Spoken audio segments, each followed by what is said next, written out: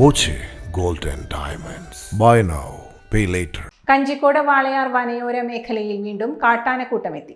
മാസങ്ങളായി വനയോര മേഖലയിൽ തമ്പടിച്ചിരുന്ന 16 അംഗ ആനക്കൂട്ടത്തിലെ 5 ആനകളാണ് കഞ്ചിക്കോട് ചെല്ലങ്കാവിലും കൊട്ടാമുട്ടിയിലും എത്തിയത്. ഇക്കൂട്ടത്തിൽ ഒരു കുട്ടിക്കൊമ്പനും 2 കൊമ്പന്മാരും 2 പിടിയാനകളുമുണ്ട്.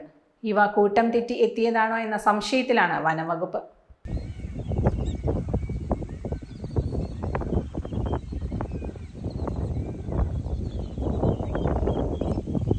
ജനവാസ മേഖലയ്ക്കടുത്ത് പറമ്പിൽ നിലയുറപ്പിച്ച ആനകളെ വനം വകുപ്പെത്തി പടക്കമെറിഞ്ഞ് ഉൾക്കാട്ടിലേക്ക് തുരത്തിയെങ്കിലും ഇവ വീണ്ടും തിരിച്ചെത്തി.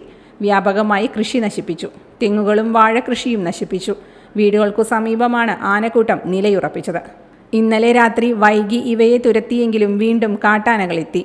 കഴിഞ്ഞയാഴ്ചയാണ് തമിഴ്നാട് ഒറ്റയാനെ 10 മണിക്കൂർ നീണ്ട പരിശ്രമത്തിനൊടുവിൽ വനം വകുപ്പിന്റെ ദൗത്യ സംഘം വാളയാർ നടുപ്പതി ഉൾവനത്തിലേക്ക് തുരത്തിയത്.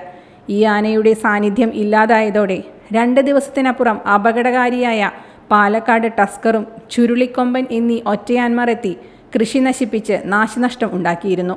പ്രദേശത്ത് വനംവകുപ്പ് കൂടുതൽ വാച്ചർമാരെ നിയോഗിച്ചിട്ടുണ്ട്. രാത്രിയിലും നിരീക്ഷിക്കും. Time kids pre school, Mannannur road, Vaniyamkulam. .View news. കാഴ്ചകളാണ് ലോകം. കണ്ടു തുടങ്ങുക.